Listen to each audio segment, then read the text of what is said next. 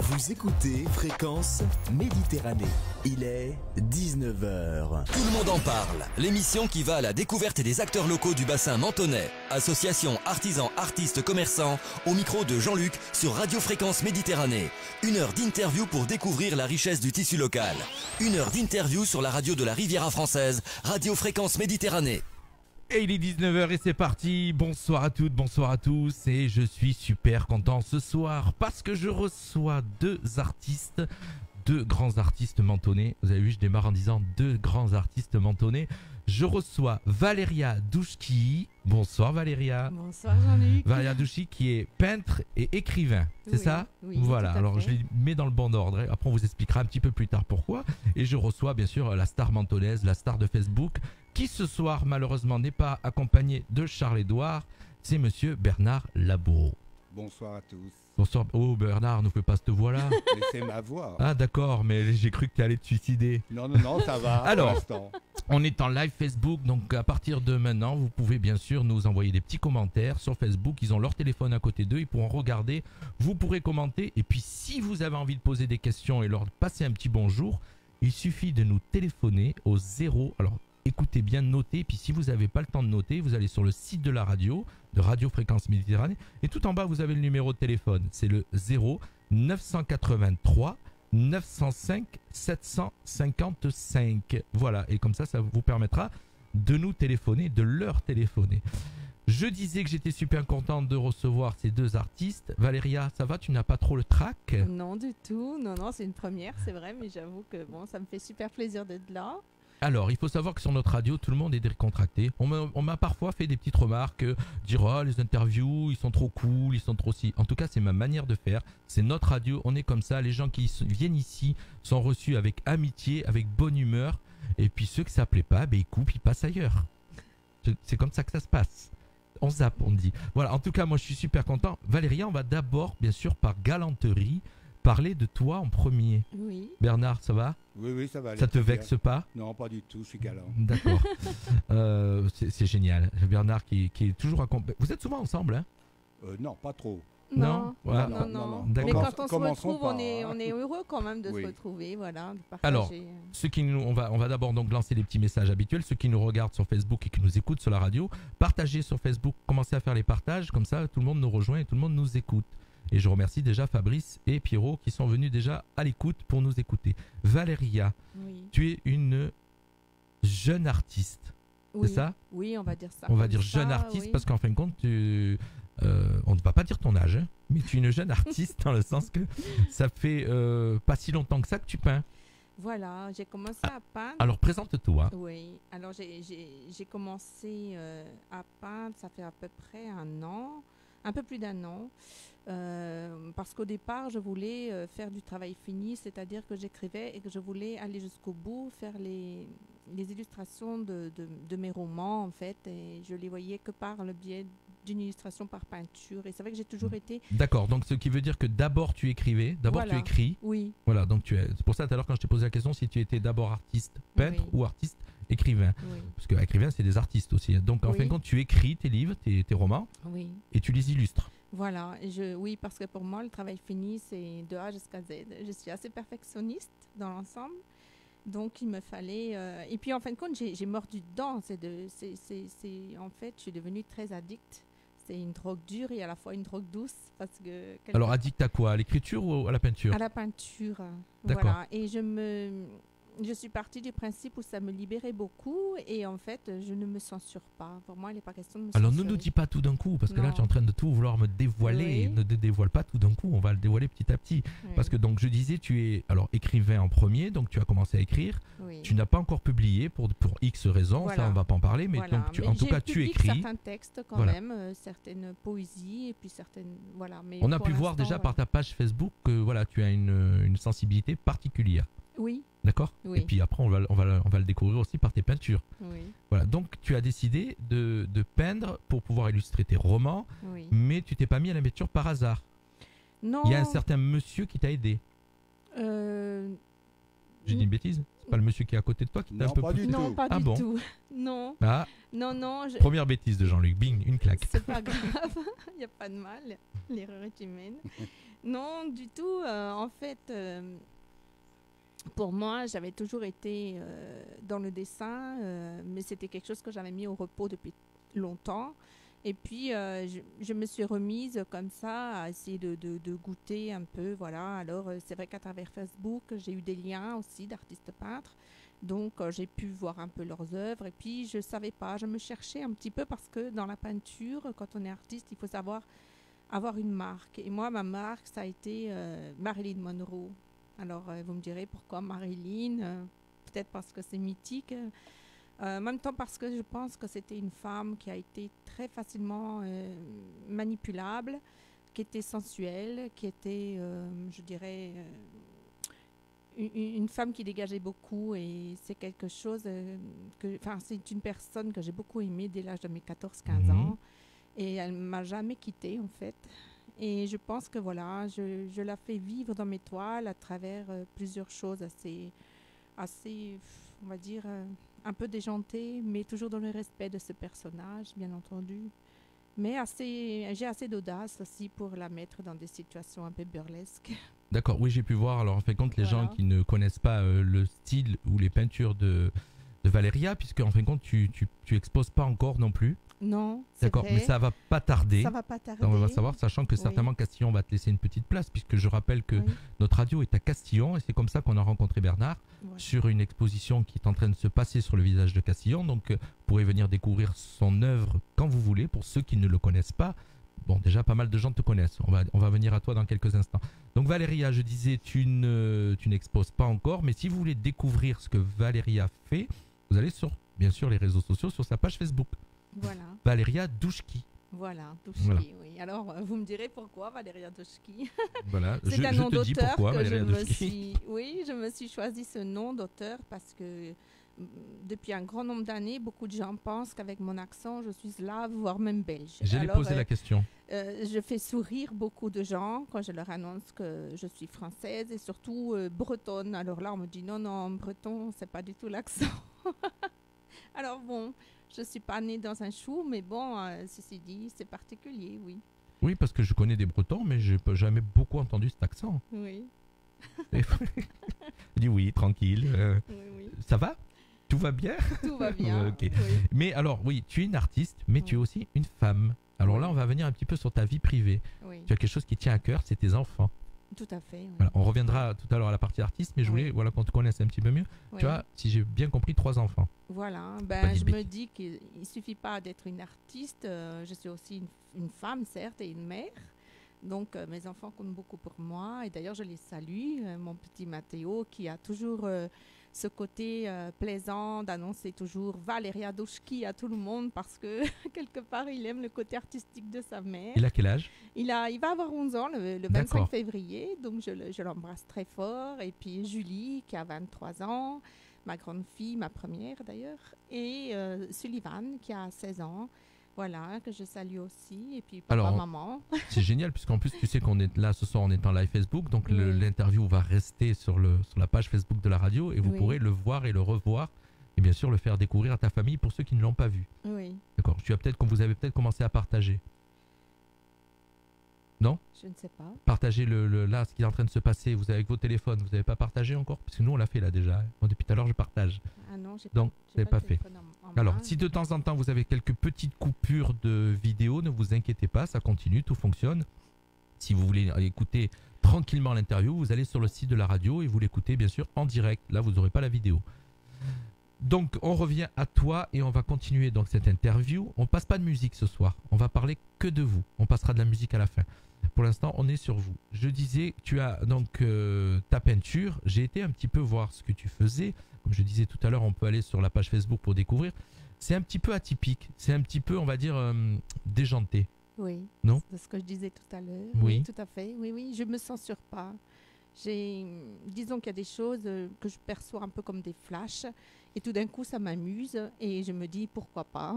Alors voilà, je me lance dans mes créations, mais il faut savoir que quand même quand je me lance, il me faut 8 jours parfois où je me tâte, me disant est-ce que je le fais pas, et comment. Et je me cherche beaucoup à travers ça. Et j'ai parfois, quand je suis prête, que le dessin est posé, j'appréhende toujours de démarrer. C'est pas le fait de ne pas réussir, mais je sais pas. Je sais que je pars sur des grosses œuvres parfois, surtout la dernière Tu toile. peins à l'huile, c'est ça? Peinture à l'huile? Non, je peins à l'acrylique à cause des odeurs. Je D'accord. n'aime pas l'huile, et puis voilà. Je veux pas. Puis c'est trop embêtant de nettoyer Tu as un atelier? les pinceaux. Non, je peins dans ma chambre, et alors la surprise, c'est que j'ai pu dévoiler à mes amis que je peins toujours en nuisette. Ah. Oui, oui. Oui, oui. Tu fais pas de Toujours live à Facebook, l'aise. heureusement. Oui. Eh bien, toujours à l'aise. Oui, alors j'ai pu comprendre, donc là tu vois, on va rentrer un petit peu dans ta partie un peu, on va dire, bizarre, déjantée. Donc là tu commences à nous dire je peins en nuisette, mais j'ai déjà vu aussi sur tes peintures, elles sont assez, certaines de tes peintures assez érotiques, on va dire. Hein. Oui. Il y a un petit peu d'érotisme dans ta manière. Alors qu'est-ce qui t'inspire? Pourquoi de l'érotisme? De l'érotisme et du sadisme aussi dans la dernière toile. Oui, mais j'allais y venir. Oui. J'ai vu. Ben, pourquoi l'érotisme? Parce que j'ai toujours aimé l'érotisme. J'aime la femme mise en valeur et pas celle qui est dévalorisée.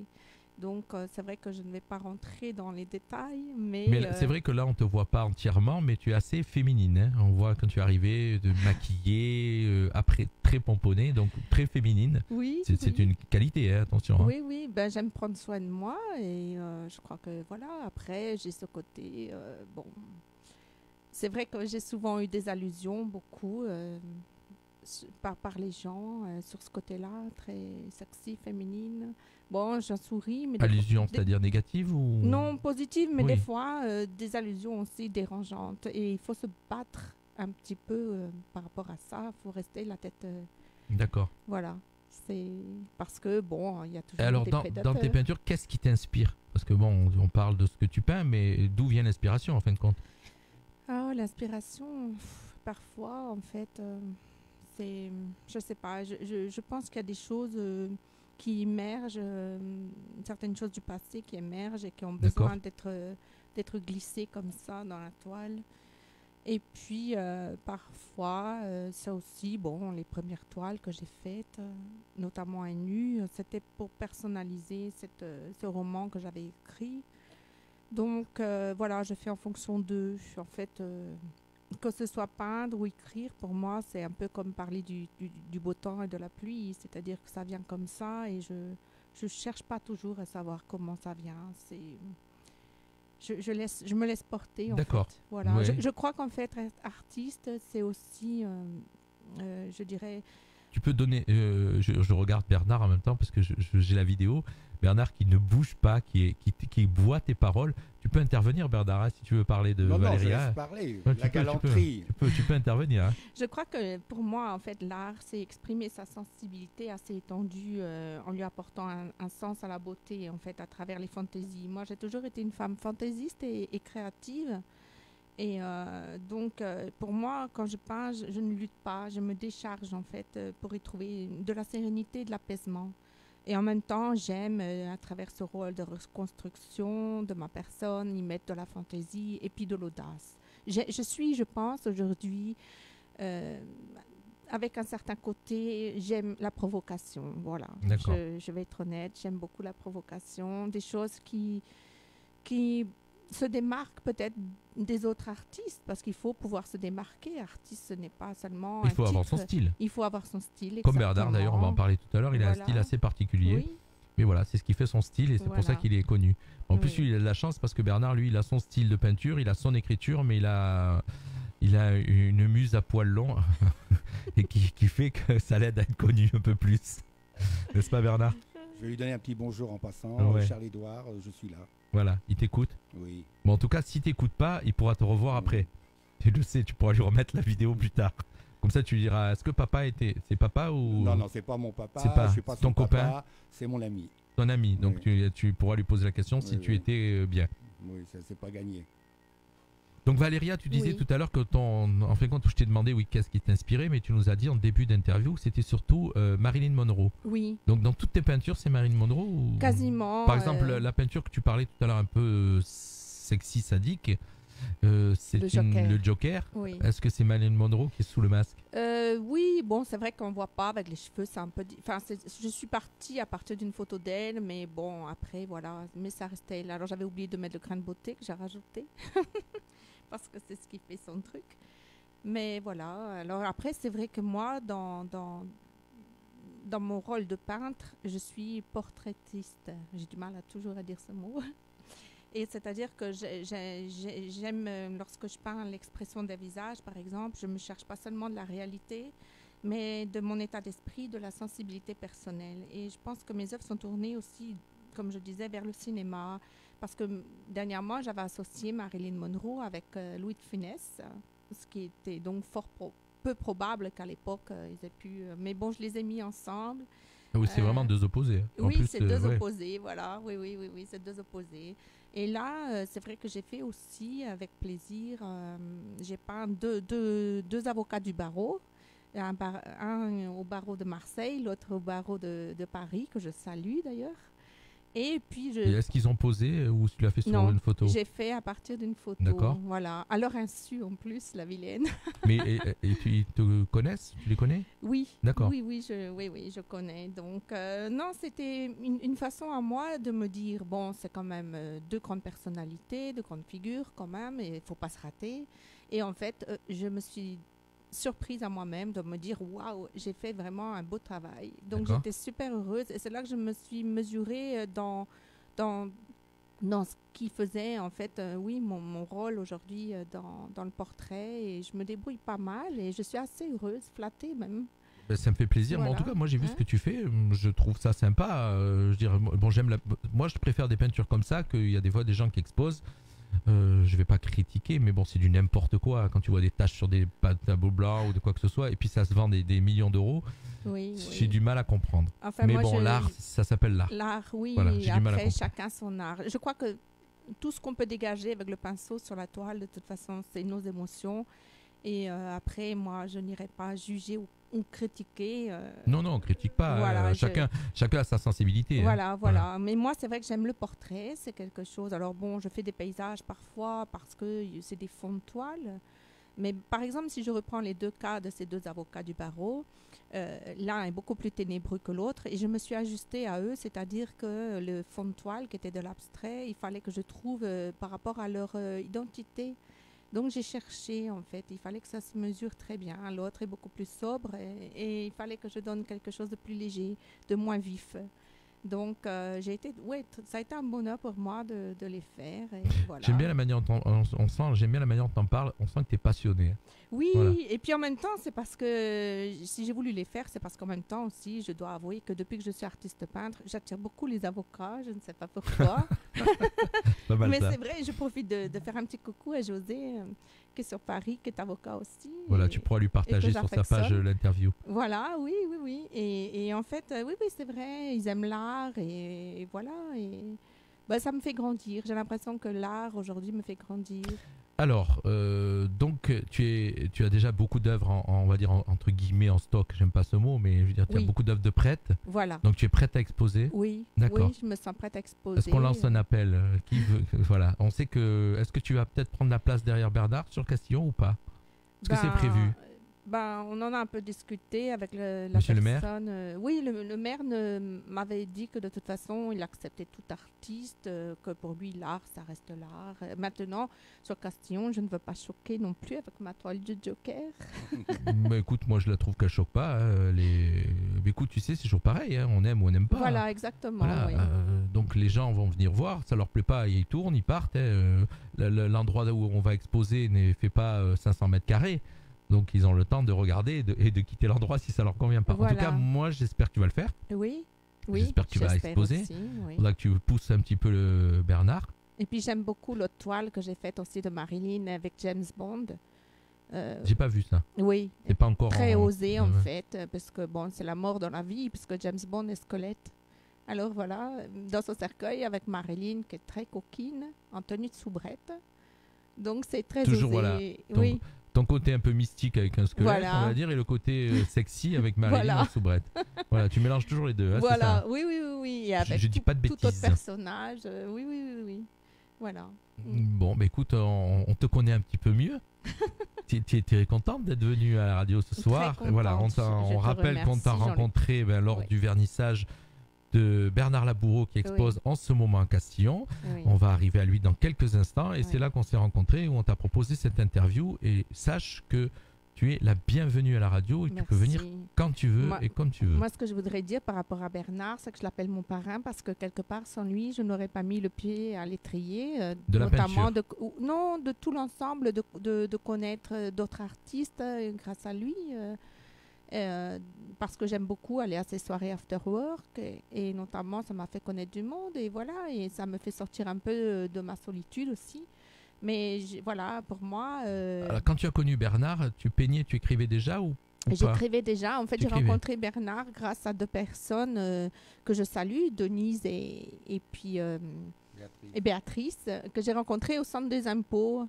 Voilà. Et donc, en parlant de l'art comme ça, eh bien, elles m'ont dirigée vers Bernard. Donc, j'ai rencontré Bernard, qui était très ouvert, qui a été à mon écoute. Je lui ai lu d'ailleurs quelques extraits de mes romans et il a trouvé que c'était percutant, que c'était bien. Et il m'a donné confiance et d'ailleurs, il m'a dit aussi tu as ma confiance. Et moi, pour moi, c'était vraiment un beau cadeau qu'il me faisait là. Et voilà. Et donc, du coup, c'est... Voilà, tu es là. Oui, voilà, il t'a aidé. Tu es, on va dire que tu as éclos. Oui. C'est ça? Oui, oui. Comme on peut dire. Voilà, oui. Comme un petit poussin qui sort de l'œuf. Alors, il y en a plein qui nous regardent. On va leur faire un petit coucou, petite dédicace à Adrien, à Stéphane Béguin, je ne sais pas si tu connais, qui nous regarde, à Roby, à Elisabeth. Voilà, il commence des gens qui sont connectés, nous regardent et moi je vois les noms qui s'affichent. C'est pour ça qu'on profite pour leur faire un petit coucou. Et on va arriver maintenant. Donc, tu restes avec nous, bien sûr. Hein, oui. Et puis on va reparler de toi peut-être plus tard. Mais on va arriver à monsieur Bernard Laboureau, puisque tu as fait la transition. Tu m'as permis de faire la transition. Bernard qui ne bouge pas. Alors, je vous rassure, c'est pas une statue, c'est Bernard Laboureau qui est avec nous, le vrai, en chair et en os. Mais ce soir, sans Charles-Édouard. Alors, moi j'ai pu... Déjà, on s'est dit bonsoir oui, tout à l'heure. On s'est dit bonsoir, mais j'ai oublié. Excuse-moi, j'étais un peu troublé. On parle de soubrette, de poussin. Bon, ah voilà, hop, je vois ton sourire. Oui. Son rire arrive. Alors, si je dis marin, détective, cinéaste, directeur de publication, immigrant en Australie, éleveur de chèvres, copain de Charles-Édouard, ça c'est tout ce que tu as fait. Maman était très contente. À 50 ans, j'ai travaillé à la maison de service public à Menton et je suis devenu fonctionnaire. D'accord, mais alors tu as été marin? J'étais marin 17 ans, ouais. Alors voilà, on va déjà te connaître, tu vas te présenter. Donc tu es un auteur, on va dire, singulier.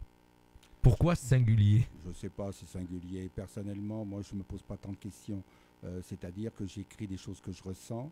J'écris avec mon cœur, avec mes tripes. Je rentre dans les personnages. J'écris un roman en 15 jours parce que je ne sais pas faire autrement. Je vis l'histoire. Je suis passionné, je suis le personnage. Alors pour moi, c'est assez facile. Donc tu es dans tes romans, tu es le personnage, c'est ça? Oui, bon, d'accord. Ils ne sont pas toujours très bien, ça se termine souvent très mal parce que j'écris des polars, mais je ressens vraiment l'histoire et je vois les images. Il est vrai qu'à une époque, j'avais fait du cinéma, j'ai fait un long métrage et j'écris plutôt des petits romans qui ont une centaine de pages où il y a, disons, c'est comme un scénario. Je ne passe pas mon temps dans la grande littérature à décrire pendant 20 pages le côté autour de soi. Ce qui m'intéresse, c'est les personnages, la vie. Voilà. Et j'écris toujours des sujets qui sont souvent d'actualité ou qu'on m'a parlé ou que j'ai ressenti dans ma vie. Je parlais du sans-endettement, où j'ai obtenu un prix. Tu es assez rebelle quand même. Tes romans et ta manière de comment dire, rebelle dans le sens que ce qui ne te plaît pas, tu écris quand il y a quelque chose qui ne te plaît pas en général. Oui, bon. Plus que qui te plaît. Oui, non. Je dis des bêtises? Non, moitié. Voilà. Oui, je suis rebelle, mais je suis rebelle pas pour être rebelle. Quand il y a des choses qui me choquent, j'essaye de le dire. Il y a plein de choses qui me choquent, mais bon, je me bagarre et puis c'est tout. Et c'est vrai que mes romans, bon, c'était sur endettement. Il y a eu l'harcèlement, parce que j'ai connu ces personnes qui ont été harcelées. J'ai écrit aussi par rapport dans les maisons de retraite. C'est ça qui m'intéresse, la vie de tous les jours, la vie de tous les gens. Ma propre vie aussi, parce que bon, j'arrive à un certain âge, je peux me poser la question si demain, peut-être, je vais être peut-être dans une maison de retraite, est-ce que je continuerai à écrire? C'est-à-dire, je me reproduis un petit peu. D'accord. Mais en fait, tes romans aussi, ton écriture, il y a un petit côté altruiste. Tu penses beaucoup aux autres, tu t'occupes beaucoup des autres. Et j'ai pu te connaître un peu par rapport à ça. En fait, dernièrement, tu as aidé une certaine dame qui était en difficulté. Donc c'est un peu comme ça que je t'ai découvert, physiquement on va dire, parce que je te connaissais déjà via Facebook. Et donc je me suis aperçu que tu étais quelqu'un qui aidait les autres. Et en fin de compte, tes romans, c'est peut-être un peu ça aussi. Non. Non, c'est tout à fait différent. Je dis ça parce que c'est la sensation que j'en ai eue. Mais bon, j'aide les autres parce que j'aime pas que les gens soient tristes, soient malheureux, qu'il y ait des problèmes. Et souvent, des gens ont plein de problèmes. Cette dame-là, je l'ai aidée, mais j'ai pas aidé que cette dame-là. Oui, mais je m'occupe de la Croix-Rouge aussi avec toute une équipe. On fait des choses, il faut penser un petit peu aux autres parce que demain, on peut tomber. Alors bon, moi, je pense que le rôle d'une société, c'est de ne pas laisser tomber les gens et je me sens responsable quand ça ne va pas. C'est ce que je voulais dire. En fin de compte, ton côté altruiste, donc ça, c'est ton côté altruiste, penser aux autres. Mais j'ai eu l'impression que tes romans, même en parlant de ton personnage, tout ça, c'était pour aider un petit peu les autres. Pas réellement, non. C'est des choses beaucoup plus personnelles. C'est-à-dire que moi, personnellement, mes romans sont durs et violents.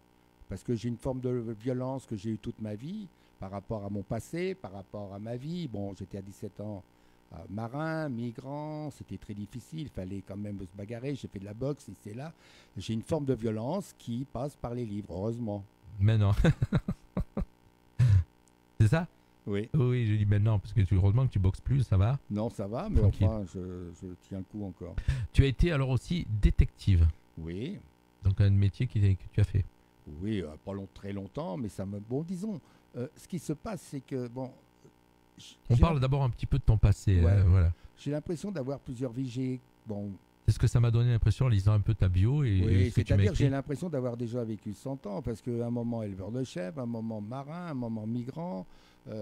migrant, ça veut dire quoi pour migrant, ça veut dire? C'est-à-dire que je suis parti en 70 en Australie. On payait le voyage à peu près 20 €. On se retrouvait à Melbourne dans des cabanes où on se retrouvait à faire les 3-8, c'est-à-dire qu'on faisait 20 000 km pour se trouver à faire les 3-8. Alors là, je me suis dit, j'ai dû me planter. Oui, tu aurais pu le faire ici. Oui, exact. Que ce soit à Gennevilliers ou à Melbourne, c'était aussi bien. Après, je me suis barré de l'Australie, où j'aurais pas dû parce que j'étais interdit de séjour, parce que c'était des contrats de 2 ans. Je suis parti en Nouvelle-Calédonie, j'ai fait une Nouvelle-Hébrides. J'ai vécu comme dans un rêve. C'est vrai que c'est pas facile pour les gens qui sont avec moi. C'est-à-dire, je me lève le matin, quand j'ai fait le fromage de chèvre en Dordogne, comment ça s'est passé? Un matin, je travaillais dans une petite entreprise, je me lève, je prends un journal, je vois qu'il existe un fromage de chèvre qui s'appelait le Cujassou, qui avait disparu il y avait 100 ans. J'ai dit, je refais le fromage.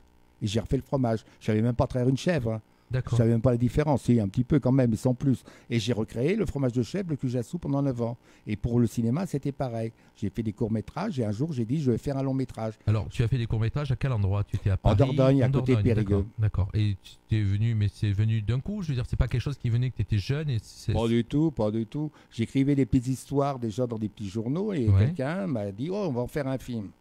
Il en a fait un film, c'était à chier. J'ai dit, je veux plus, c'est moi qui va faire le film maintenant. Et j'ai fait un court-métrage qui a obtenu un prix à Paris. Et j'ai tourné un autre film avec les gens du coin, en patois, en Dordogne, tout ça. Et à partir de là, j'ai décidé de monter sur Paris. J'ai arrêté les chèvres. J'en avais marre de traire 35 chèvres tous les matins et le soir également. Et j'ai décidé de faire un vrai film, un long-métrage. Mais un long-métrage, c'est très difficile à faire. Mais je suis monté à Paris, j'ai trouvé un bon boulot, j'étais responsable culturel des allocations familiales, qui m'a permis d'avoir un très très bon boulot et qui m'a permis de connaître beaucoup de gens. Et un jour, j'ai monté ma société de production de films et j'ai fait mon long métrage, qui n'a pas marché du tout, parce que c'était un film d'auteur qui était un film un petit peu difficile. Mais moi, je savais déjà pertinemment que je ne fais pas du cinéma pour que ça marche. Je fais du cinéma comme un auteur parce qu'on ressent des choses en soi et qu'on veut les exprimer. Donc tu mets tes passions, tu vas au bout de tes passions, on va dire. Oui, parce que bon, je suis bélier. Bon, quelquefois, il faudrait mieux que je m'arrête en route. Mais bon, quand c'est parce parti, que ça a dû te coûter de l'argent. Oui, et puis des gros problèmes. Ouais, en plus. Oui. Bon, un film, j'ai fait un long métrage, hein, c'est-à-dire c'est un film qui est reconnu par le Centre national du cinéma, il est dans le dictionnaire, mais j'ai dû emprunter et puis j'ai fait avec des cacahuètes. Hein. D'accord. Mais le film existe, il est passé dans une salle. Bon. C'est un film professionnel. Tu laisses des petites pierres dans ton histoire à certains endroits. Voilà, c'est ça qui est bien. Et voilà. Ouais, sur ton parcours. Voilà, il y a un film qui est quelque part et de Bernard Laboureau et Pour l'instant, il est dans le grenier. Alors, si je trouve, comment on appelle ça, un diffuseur. un diffuseur. Non, même pas. Même à Menton, j'aimerais bien le montrer pour montrer comment on arrive à faire. Ce qui m'intéresserait, c'est parce que même par rapport aux jeunes, c'est-à-dire que quand on veut, on peut. C'est-à-dire c'est quand on a une passion, il faut rien lâcher. Parce que C'est une des conférences, excuse-moi, je te Oui. coupe, mais c'est une des conférences que tu as fait dernièrement lors du festival du film fantastique. Exact. Voilà. C'est-à-dire parce que bon, tout le monde a un petit peur, le cinéma, on peut faire maintenant un film si on veut avec son smartphone. Exact, Ah. oui, c'est vrai. On fait des maintenant, montages, il y a on fait il y a ça. des logiciels gratuits, il y a tout ce qu'il faut. Parce que si on écoute un petit peu, c'est des millions des films maintenant, personne ne va plus rien faire, on a peur. Non, quand on a des choses à s'exprimer, on doit faire sortir ce qu'on a en soi. Parce que si le jour qu'on va claquer, qu'on est incapable, on se dit j'ai loupé ma vie, ça craint. Alors il faut essayer de vivre ses rêves. On peut vivre ses rêves en étant tranquille avec sa famille, si on est bien. Mais si on n'est pas bien, il faut se battre, c'est tout. J'adore la manière dont tu parles et ce que tu es en train de dire aux gens, là. Je veux dire, le message que tu es en train de passer. C'est génial parce que c'est surtout pour tout âge et les jeunes, c'est un peu ce que j'ai appliqué ici avec notre projet radio. Je me suis dit à un moment donné, ben, pourquoi pas, vas-y. Et voilà, c'est ce qui est né. Et donc, c'est en t'écoutant parler, ça me dit, ben, voilà, je suis pas le seul et c'est génial. Non, mais c'est super, parce que les échecs, il y en a des échecs. Et un échec, ça fait partie de la vie. Mais ça ne veut pas dire qu'après, on doit s'écrouler. On recommence. Comme je dis, j'ai fait de la boxe. Bon, j'ai jamais été KO, mais je veux dire, j'ai pris des coups. Mais on se relève, on se serre les dents. Un petit peu comme Rocky. C'est peut-être idiot, mais j'aime bien Non, Rocky. mais oui, c'est une belle image. C'est en fin de compte, c'est ton parcours, entre guillemets. Oui, mais Voilà. qui pose quand même des problèmes à la vie, disons, intime des personnes. Je suis un peu ce qu'on appelle un courant d'air. J'arrive pas vraiment, demain peut-être, je vais avoir envie de partir en patinette pour faire le tour du monde. Bon, c'est pas le cas, mais ça pourrait arriver. Et le problème, c'est qu'il va falloir que tu trouves une patinette pour Charles-Édouard. Oh, monsieur Edouard, je le mettrai sur le dos, ou c'est lui qui traînera la patinette parce D'accord. qu'il est très fort. D'accord. On a Geneviève Toulet qui nous écoute et qui a mis un petit message. Elle t'entendait pas assez tout à l'heure, donc j'ai monté le son et t'entends beaucoup mieux. Voilà, tu peux lui faire un petit coucou. Bonjour. On a parlé d'elle il y a quelques instants, si je me trompe pas. Exact. Voilà, c'était cette dame qu'on a. Voilà, on a J'espère parlé. que je suis bien, hein, tu me le diras. Voilà, on a parlé en bien, Geneviève. Voilà, on a parlé. Donc, Bernard, donc toi, pareil, c'est ta première passion. Dire aujourd'hui, c'est l'écriture. Non. Ah, c'est bien parce que depuis tout à l'heure, c'est génial mon interview. Ça fait deux Mais fois non, que mais je dis c'est ça. sympa, Non, mais c'est cool. je rigole parce que je te dis quelque chose, mais tu me dis non. Donc ça prouve bien que c'était pas préparé et que je suis à côté de la plaque. Non. J'ai commencé à peindre en Dordogne quand j'avais 22 ans, 23 ans. Ah oui, tu m'as raconté Ouais, ça le jour de l'expo. Ouais. Et je te l'avais raconté. J'avais un grand peintre. Alors raconte-nous ça, Il j'adore. s'appelait José Correa. Et il a regardé mes tableaux. Il m'a dit c'est à chier. Et c'est pour ça que je pense qu'il ne faut pas dire des choses comme ça. Il faut aider les personnes, parce que de quel droit on peut juger un autre artiste? Bon, alors ça m'a quand même coupé La chic. la chic. J'ai écrit des petites histoires, mais j'avais peint, je peignais un peu, j'étais révolutionnaire en ce temps-là. C'est-à-dire, j'avais les cheveux très longs, excusez-moi, j'en ai plus. C'est pour ça que tu as une casquette. Oui, mais non, mais ça c'est mon style, il faut que je me fasse mon style. D'accord. Hein. Puis bon, ça peut me permettre de plaire encore, on ne sait jamais. Mais après, j'ai commencé à écrire des petites histoires, et c'est à partir de là j'ai commencé à faire du cinéma. Et j'ai écrit des petits scénarios.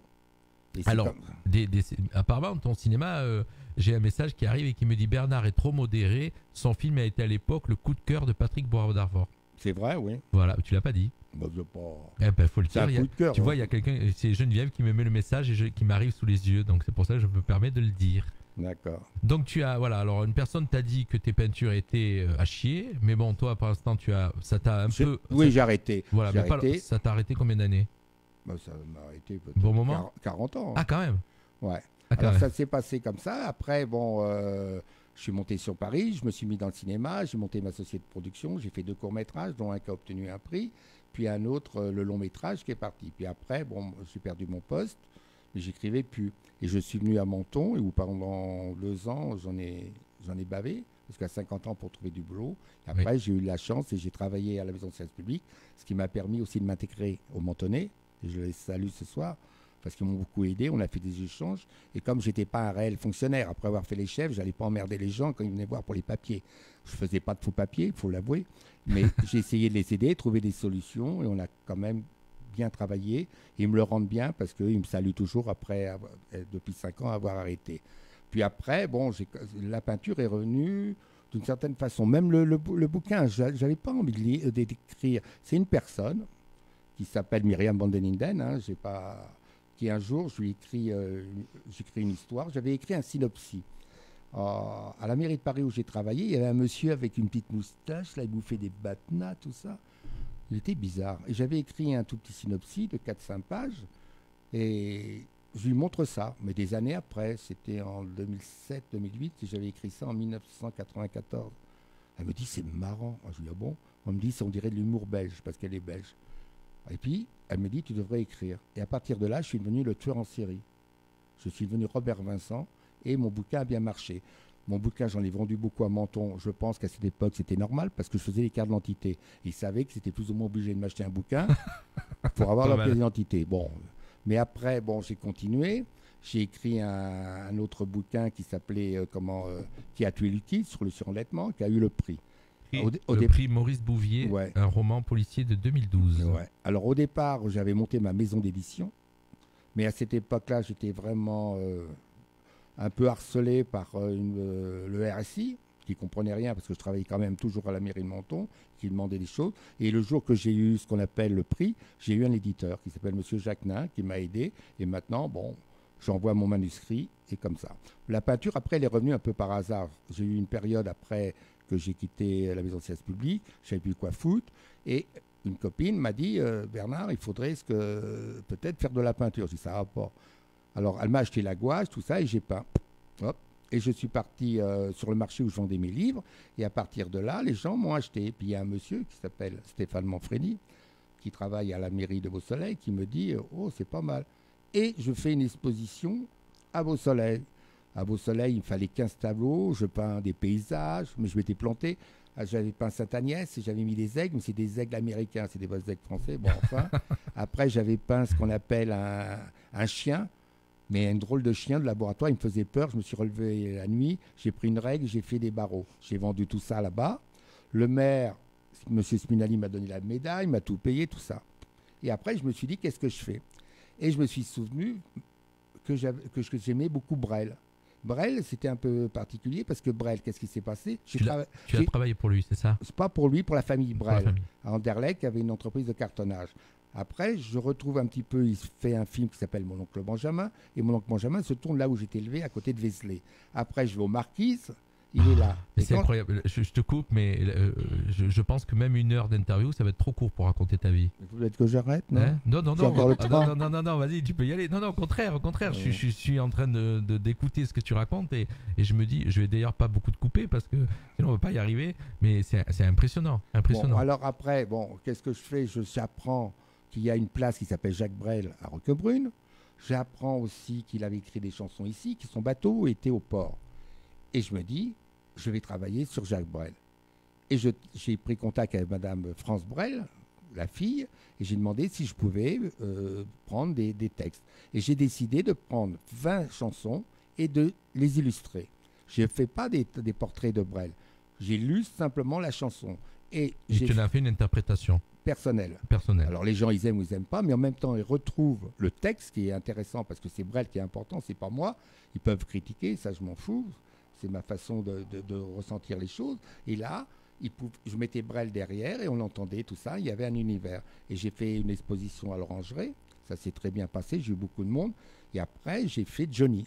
Et voilà, donc c'est ce que j'allais dire. Donc tu as fait Johnny et c'est ce qui t'a amené, pas ce qui t'a amené à Castillon, mais c'est ce qui se passe aujourd'hui à Castillon. L'expo qui se passe, c'est sur Johnny. Ça s'appelle Toute la musique que j'aime.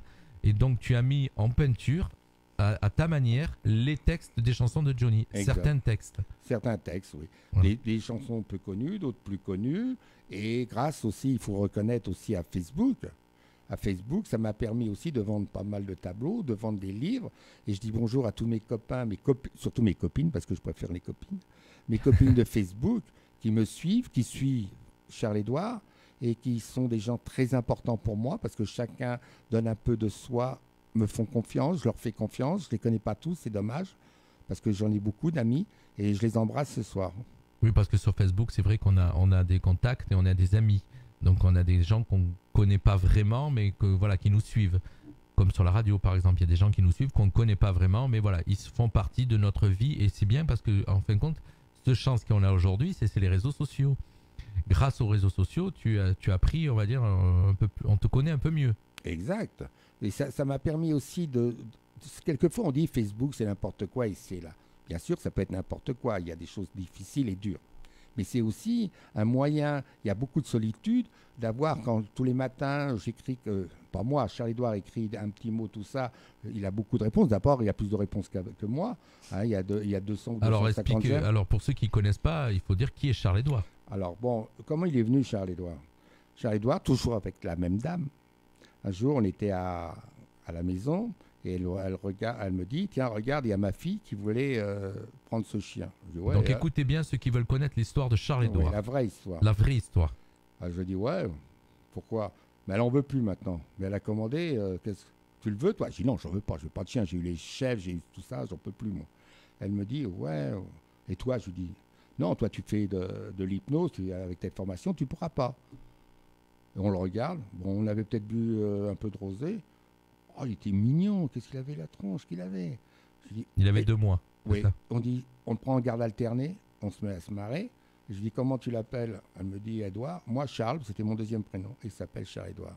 On a été le chercher, on me l'a ramené. Il est arrivé, ce petit bonhomme, tout ça. Au départ, il était en garde alternée. Bon, la Belge...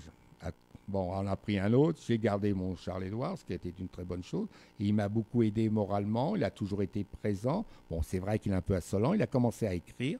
Je m'excuse, mais c'est lui qui écrit. Voilà. Et je voudrais dire, c'est lui qui écrit mes romans aussi, mais ça, bon, hein, non, ne le répétez pas. Voilà, ça c'est une exclusivité ce soir que tu nous donnes là.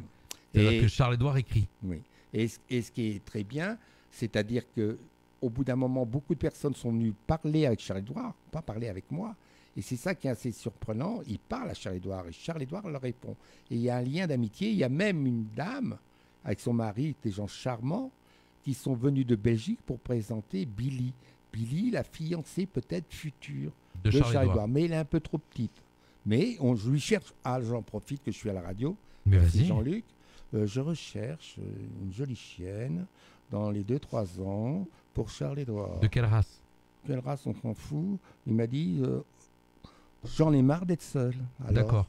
Bon, c'est bien parce que vous pouvez me contacter. Hein. Voilà, en plus je te dis, cette vidéo va être partagée, repartagée, donc ceux qui n'ont pas entendu ce soir, ils pourront l'entendre et peut-être te contacter. Merci. D'accord, via ta page Facebook. Merci Jean-Luc. Sachant que, voilà, en fin de compte, une de nos animatrices, le lundi soir, qui s'appelle Nini, et donc tu lui as offert 2 de tes romans, elle va être vraiment enchantée. Ah, c'est pas sûr, hein, il faut les lire avant. Elle t'a connu grâce à Charles-Édouard. Voilà. Oui. Elle te suit d'ailleurs, elle suit la vie de Charles-Édouard. Oui, c'est mon attaché de presse.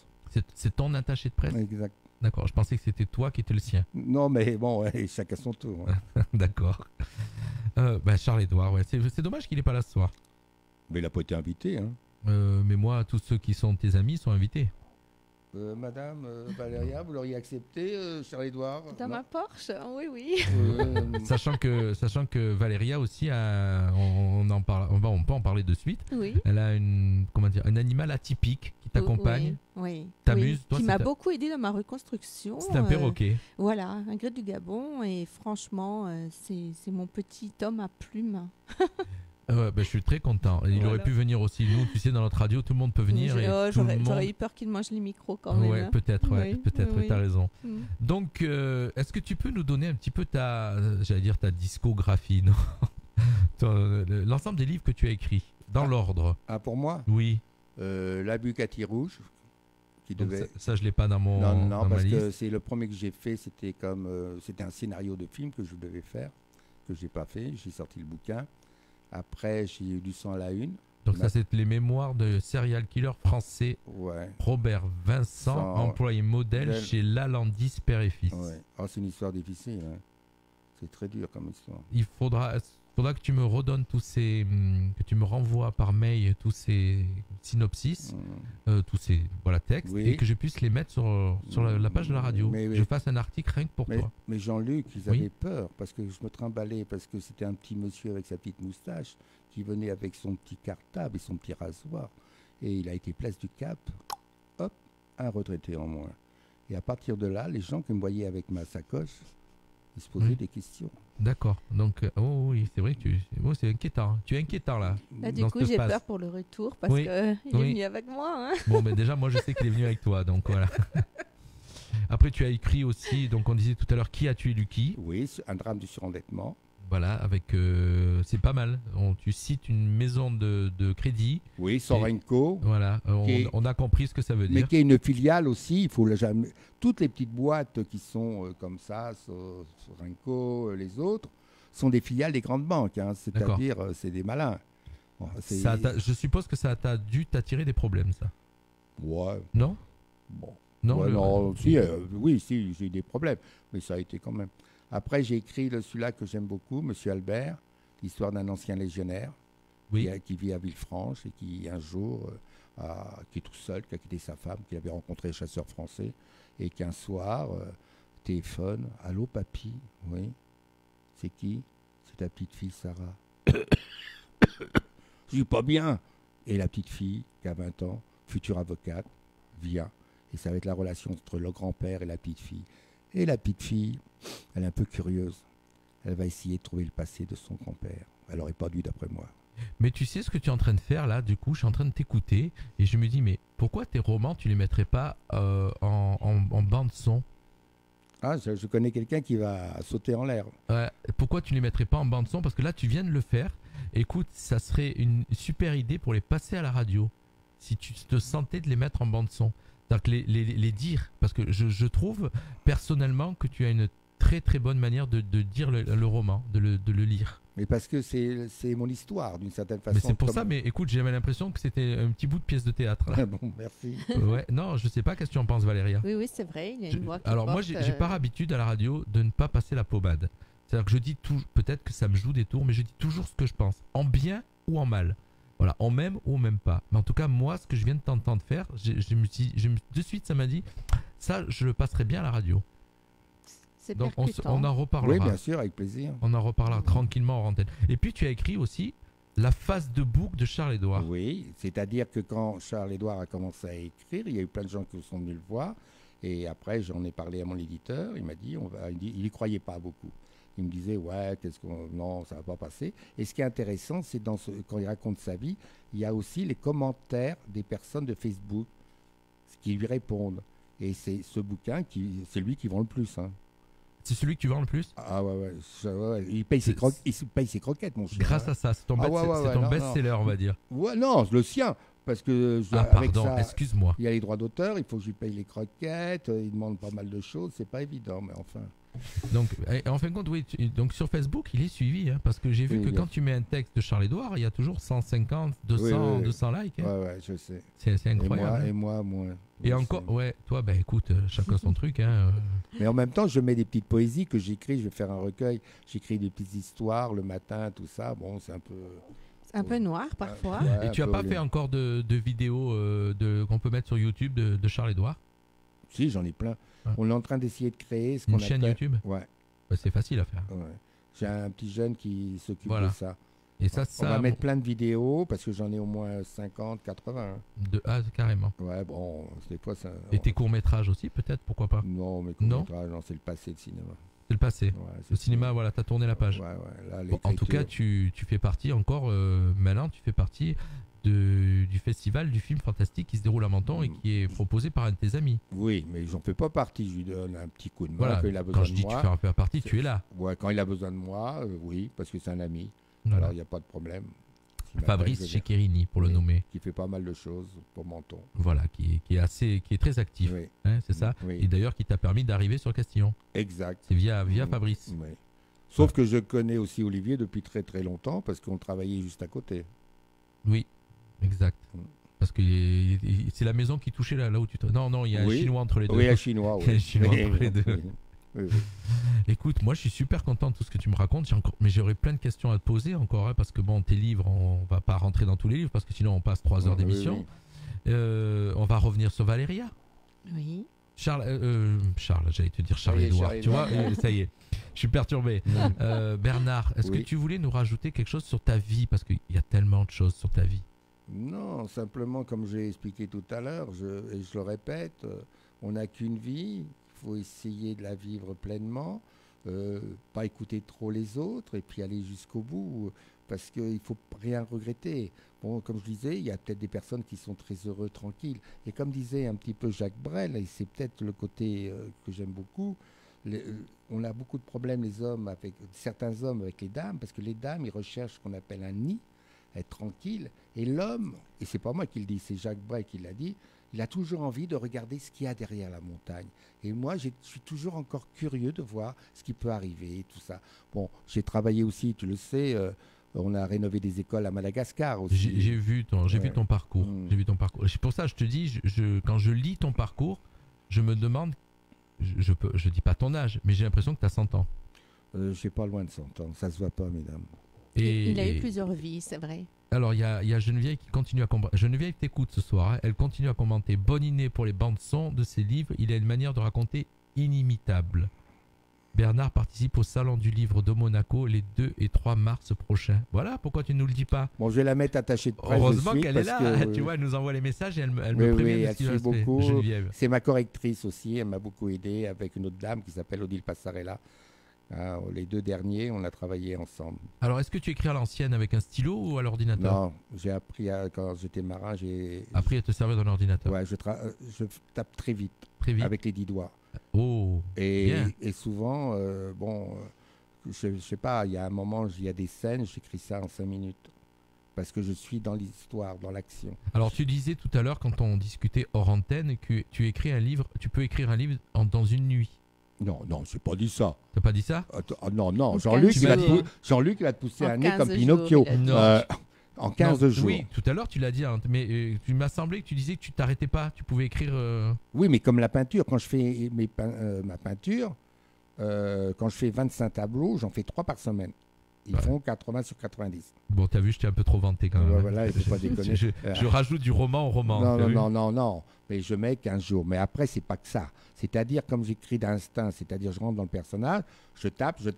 Après, il y a un travail qui se fait qui peut durer beaucoup plus de temps. De correction, parce que c'est dans le vrai délire. Oui. À un moment, il y a, je ne dis pas dans quel roman, un adolescent tue 6 personnes.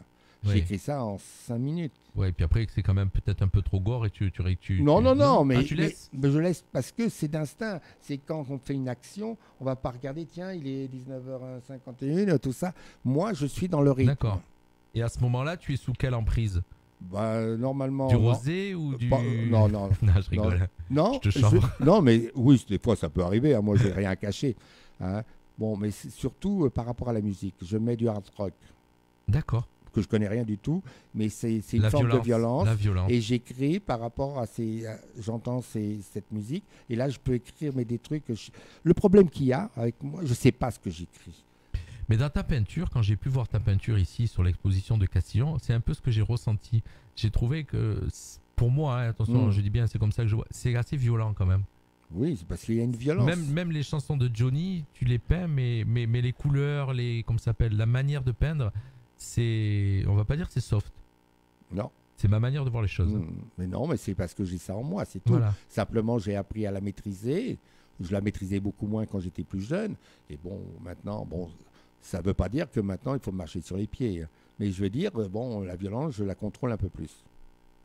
Eh bien, c'est bien. C'est bien, monsieur. Je suis content, heureusement. Merci. C'est moins dangereux de te recevoir. Valéria, tu redescends avec après. Non, mais oui. Ça va, je suis content. Oui, ça va. Oui. Eh bien, écoutez, tous les deux, moi, je suis vraiment, vraiment content de vous avoir reçus, de vous avoir accueillis ici à la radio. Merci. Valéria, on a parlé de ta vie, de ton côté artiste et de tes débuts dans le monde artistique, puisque ça fait pas si longtemps que ça. J'ai bien compris. Oui, voilà. Oui, ça fait pas si longtemps. Par rapport à Bernard. C'est-à-dire que, c'est un peu, on va dire, une reconversion, quelque part. Voilà. Et je pense que, comme on disait Bernard tout à l'heure, on n'a qu'une vie. Et c'est vrai que moi, on n'a pas dit mon âge, j'en ai 48, même si je ne fais pas mon âge. J'avoue que quand même, à travers ces 48 ans, c'est presque un demi-siècle. Alors, je me dis effectivement qu'il faut pouvoir profiter de la vie, jouir de ses sens. Et puis apporter aux autres, un petit peu ses créations, c'est important. Je pense qu'il y a tant de choses que l'on sent, que l'on voit, et je pense que à travers les ouvertures, il faut les rendre possibles en fait. Voilà, je pense que c'est pour ça que les œuvres, quels que soient les écrits ou bien les toiles, c'est quelque chose qu'on exprime et puis qu'on a envie de faire partager à autrui. Et c'est comme ça qu'on vit aussi, parce que c'est pas tout. On est quand même dans la solitude quand on écrit, quand on peint, même si on y met un peu de musique. Oui, c'est quelque chose que tu fais tout seul. On est Ça, seul, c'est sûr. voilà. Et c'est vrai qu'après, rencontrer des personnes, accepter toutes les critiques, c'est une chose, c'est un autre pas, mais ça fait du bien de pouvoir montrer. Ça vous fait quoi, autant toi, Bernard, que Valérien, quand on vous critique, quand on vous dit, par exemple, quand on vous dit que quelque chose ne plaît pas ou n'est pas beau, ça vous touche, ça vous... C'est des remises en question, mais après, bon, moi je pense que chacun est libre de ses interprétations. D'ailleurs, on m'a posé des questions sur la fameuse toile du Joker, moi personnellement, et j'ai répondu tout simplement chacun son interprétation. Je ne voulais pas me justifier. Je connais beaucoup de choses en moi qui sont aussi certains secrets, qui font mon ciment et que je ne dévoilerai pas. Mais voilà, il faut garder un peu pour soi. Mais après, chacun ses interprétations, effectivement. L'art, c'est ça, c'est la créativité. Tu es d'accord, Bernard, avec tout ce qu'elle vient Moi, de dire? mon premier truc, j'ai envie de leur mettre une mandale parce que je suis ancien boxeur. Mais après, je dis, bon, maintenant, tu arrives à un certain âge, tout le monde a le droit d'avoir son avis. Bon, et je me calme, je dis, bon, ça se passe bien. Non, Je vous c'est ai tout- posé la question parce que moi aussi, ça me touche quand on me critique sur quelque chose. Mais voilà, j'ai appris maintenant à gérer, à pas le montrer. Oui. Voilà. C'est-à-dire que quand on est artiste, je pense aussi qu'on a une âme très sensible. Et moi, je veux dire, ma sensibilité, quand elle s'est accrue à certains passages de ma vie, c'est là que j'ai mesuré toute ma créativité qui jaillissait comme ça, que ce soit l'écriture, la peinture. Je ne sais pas si j'avais pas eu certains déclics dans ma vie, si j'aurais pu faire ce que je fais aujourd'hui. J'ignore. Je ne sais pas si c'était quelque chose d'inné ou pas. Après, c'est vrai, on a le don ou on l'a pas, c'est une chose, mais là, en fin de compte, Jean-Luc et les Oui. auditeurs, auditrices qui nous suivent, on peut voir qu'il y a quand même de contraste entre Bernard et moi, parce Oui, que Oui, c'est pas le fait qu'on soit sexe féminin, masculin, c'est le fait que, vous êtes dans deux univers différents. voilà, l'un plus côté brut et l'autre plus, je sais pas, érotisme Érotisme et et sensualité. romantique. Et Voilà. voilà, et oui. D'ailleurs, mes écrits, c'est un peu ça. C'est beaucoup aussi l'érotisme et En fin de compte, c'est peut-être pour ça que j'ai voulu vous recevoir en même temps. Oui, Parce que deux j'avais- opposés. Voilà, j'ai envie de vous Mhm. recevoir en même temps pour parler de deux styles différents et Voilà. puis pas avoir un seul style. Oui, Je vois que Bernard te regarde avec Oui. des yeux. oui.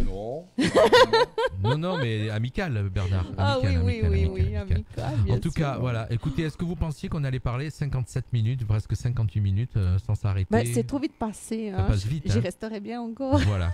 Oui, c'était très Ça passe bien. Oui. J'en ai encore pour 2-3 heures, mais bon. Mais je te Alors. remercie de nous avoir reçus parce que pour nous, ça fait chaud au cœur. Oui, Oui, Parce écoute, qu'on a une bonne ambiance, on se sent bien, on Mhm. se sent à l'aise. oui. On a pu s'exprimer, on n'est pas coupé tous les 5 minutes. voilà. C'était très bien, j'étais très Mhm. heureux d'être là avec, Voilà, écoute, Valéria nous, et c'est avec no- toi. alors c'est notre manière de faire ici sur cette radio. C'est que déjà, on est une radio qui laisse la place à tous ceux qui, je le répète, hein, écoutez-le bien si vous le réentendez sur l'interview, à tous ceux qui veulent venir, toutes les associations, les artistes, les commerçants, les artisans qui veulent passer à la radio, qui veulent parler. On est une petite radio, on est basé sur Castillon, on est sur une moyenne de 2000 auditeurs par jour. Voilà, on n'a pas honte de le dire, on n'est pas une très grosse radio, mais en tout cas, on a toujours une démarche envers les gens comme vous, voilà, de les aider, de leur chose qu'on n'a pas fait pour nous à un moment donné de notre vie, voilà, mais en tout cas moi je le fais pour les autres, ça me fait vraiment plaisir et puis on va continuer comme ça. On est parfois critiqué, il y en a qui essayent de nous mettre des bâtons dans les roues parce que ça plaît pas ou par jalousie. En tout cas on est là, on continue et au mois d'avril on va fêter nos 2 ans et vous serez invités, Oui. sachant qu'on attend, on a relancé un dossier pour une fréquence FM parce qu'on veut être sur la FM et on fera tout pour être une vraie belle radio mentonnaise castillonnaise, pardon, j'ai dit mentonnaise parce qu'en fin de compte on diffuse, on a beaucoup d'auditeurs sur Menton, un petit peu moins sur Castillon. Ben, merci Jean-Luc, Voilà. c'était un Merci excellent Bernard. moment. Merci à toi. Merci Valéria. Et Merci. puis écoutez, on vous réinvitera. Geneviève, Oui. elle nous dit bravo Jean-Luc. Voilà. Ah ben non, ça c'est pour moi. Depuis bon ce soir, j'écouterai de temps en temps. Et puis Valéria, quand elle a, Geneviève, pareil, elle adore ton univers. Merci, c'est Il n'est très pas gentil. osé que tu écris très bien. Elle l'a suivi tout l'interview. Ben, c'est très gentil. Bernard, tu pourras. On lui dit bye bye. Ouais, Bye bye. On lui dit Allez. bye bye, voilà. Bisous. Bisous à tous et restez à l'écoute de nos Bisous. programmes sur Radio Fréquence Méditerranée. À partir de maintenant, c'est de la musique et jusqu'à demain matin. Voilà. Bonsoir à tous. Bonsoir Bernard. Bonsoir Valéria. Bonsoir. Bonsoir. Tout le monde en parle. L'émission qui va à la découverte des acteurs locaux du bassin mentonais. Association, artisans, artistes, commerçants. Au micro de Jean-Luc sur Radio Fréquence Méditerranée. 1 heure d'interview pour découvrir la richesse du tissu local. 1 heure d'interview sur la radio de la Riviera française. Radio Fréquence Méditerranée.